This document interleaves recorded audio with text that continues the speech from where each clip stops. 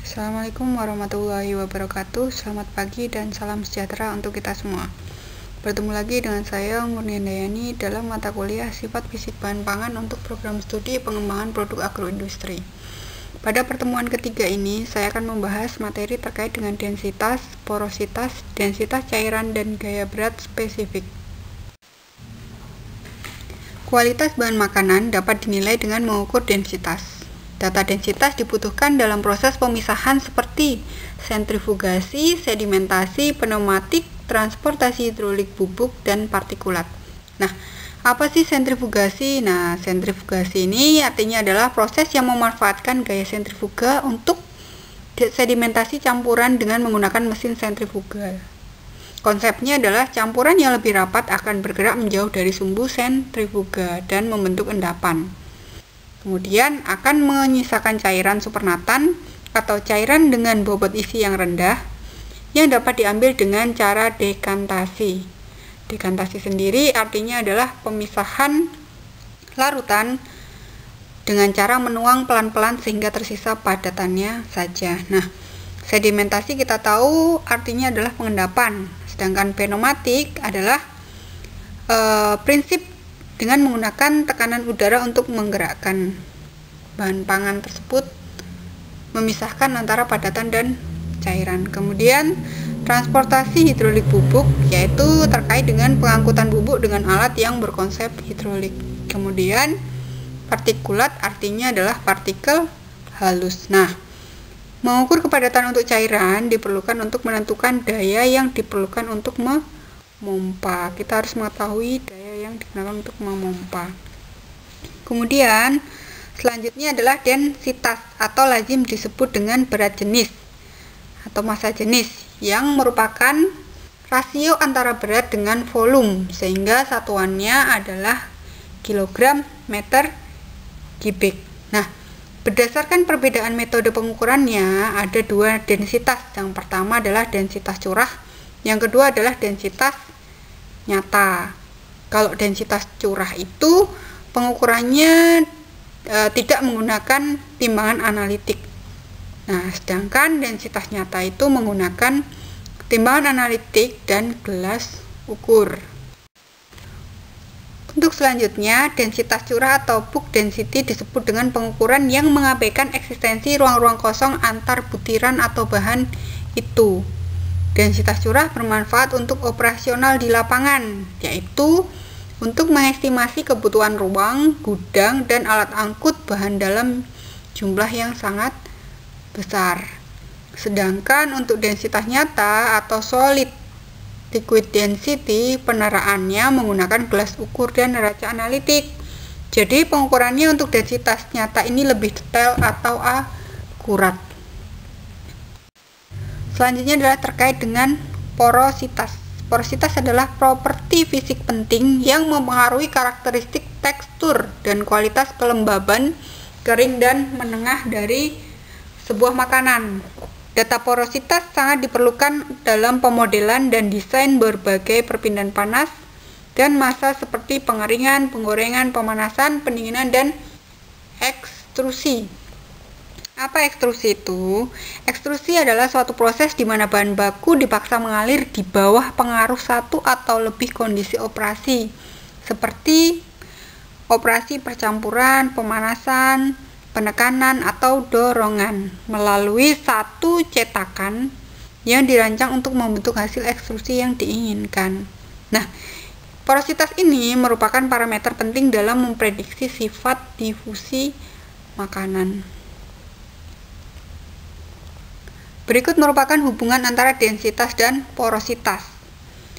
Porositas adalah rasio antara total volume udara dengan bulk volume, karena volume udara itu sama atau setara dengan selisih bulk volume dengan bulk real bahan. Maka persamaannya adalah ini porositas sama dengan 1 min rho bulk per rho solid, sama dengan rho solid min rho bulk per rho solid.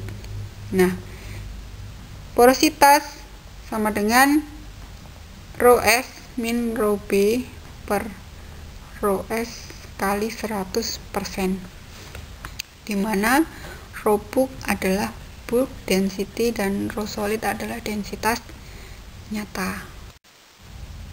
Selanjutnya adalah terkait dengan densitas cairan dan gaya berat spesifik atau specific gravity. Nah, kesalahan umum yang sering dilakukan oleh kita adalah ketika menyatakan densitas atau berat jenis air adalah 1.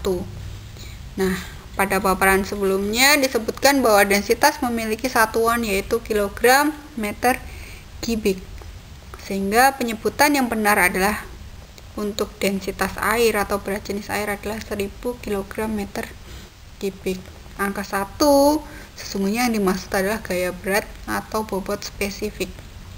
Nah, bobot spesifik merupakan rasio antara densitas nyata suatu padatan atau cairan dengan densitas air, sehingga spesifik gravity tidak memiliki dimensi atau suatu konstanta belaka.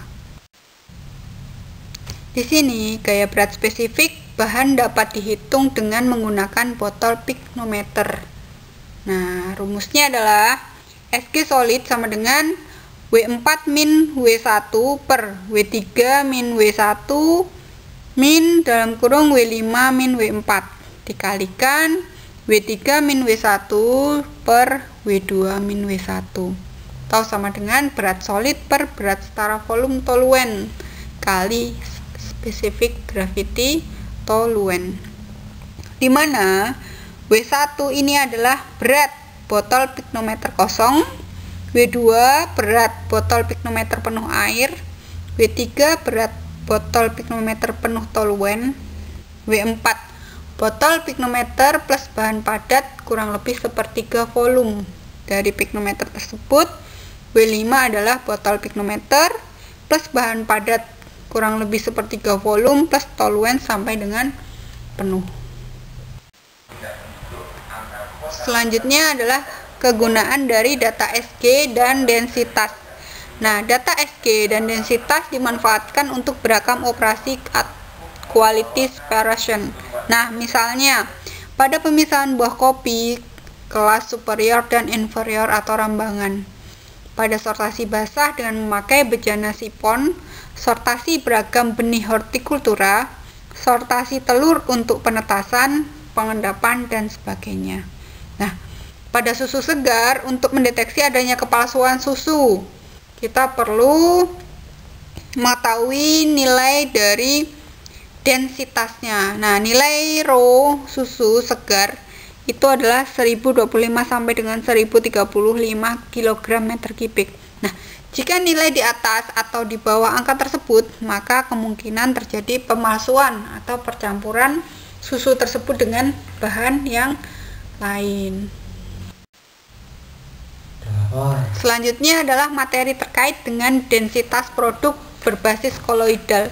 Beberapa makanan merupakan hasil interaksi dari gas sebagai fase terlarut yang terdispersi pada cairan, sehingga dihasilkan bentuk busa atau foam atau bubble.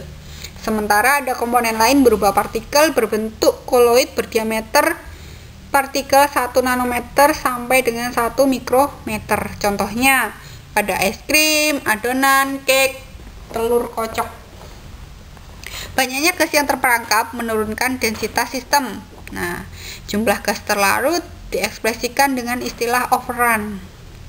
Sebuah produk dikatakan baik apabila nilai overrun yang dicapai itu bertahan dan tidak pecah selama penyimpanan. Nah, produk dengan kualitas pengembangan yang baik dicapai bila mana kadar lemak minimal adalah 30-40%.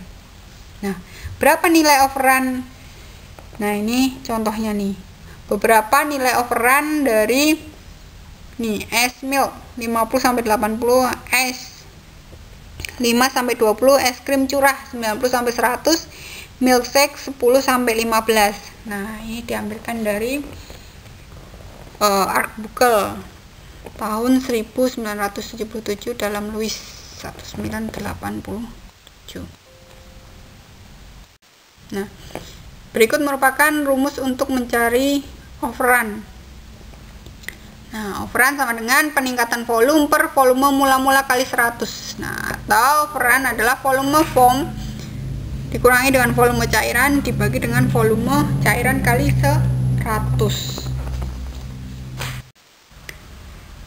Baik, sekian untuk materi hari ini. Terima kasih atas kerjasamanya. Jangan lupa belajar, tetap semangat. Wassalamualaikum warahmatullahi wabarakatuh.